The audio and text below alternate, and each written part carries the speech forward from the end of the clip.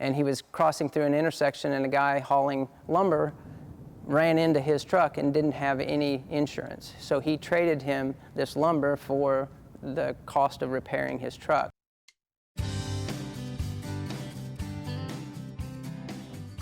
I'm Bucky Pescaglia from Missouri Pacific Lumber Company in Fayette, and this is my story. I'm a third-generation sawmill man. My grandfather started back in the 1930s. My dad, in 1960, joined him. We're actually originally from Illinois. That's where we started business. In 1980, my dad and I moved to Missouri to try to specialize in walnut.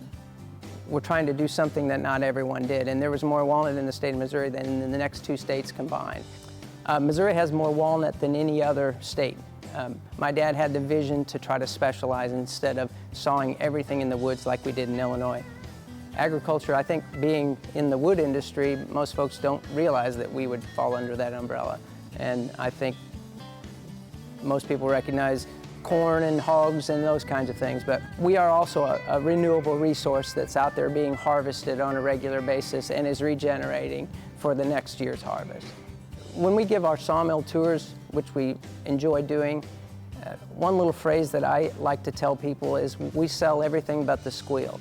And we sell the lumber, of course, the bark that comes off the side of the logs we sell for landscaping, the chips that we sell for wood mulch and for fuel for the University of Missouri's boiler.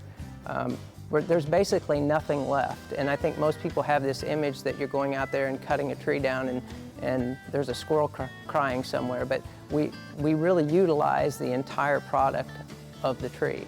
And it is done sustainably. We're not cutting every tree in the woods, we're cutting the big ones, then the small ones grow, and then they become big ones, and it's just a cycle that we go through. My grandfather in the 1930s drove a coal truck where he delivered coal to people's homes to heat their homes. And he was crossing through an intersection, and a guy hauling lumber ran into his truck and didn't have any insurance. So he traded him this lumber for the cost of repairing his truck.